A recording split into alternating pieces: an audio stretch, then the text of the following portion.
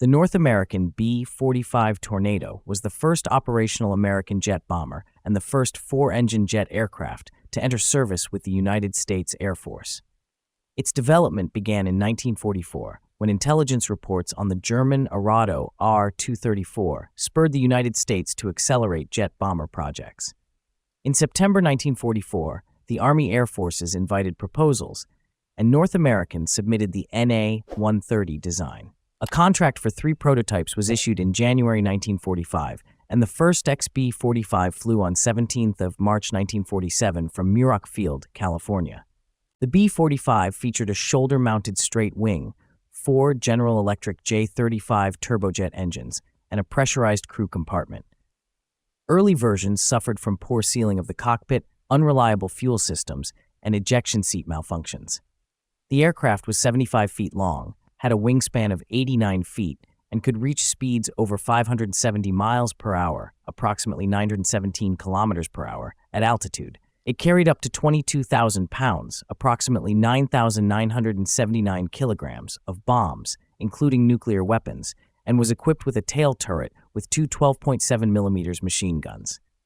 Production began with the B-45A, followed by the improved B-45C, with wingtip fuel tanks and a strengthened structure. The reconnaissance variant, RB-45C, became the most numerous, fitted with camera bays and additional fuel capacity. Between 1948 and 1950, a total of 142 aircraft were built.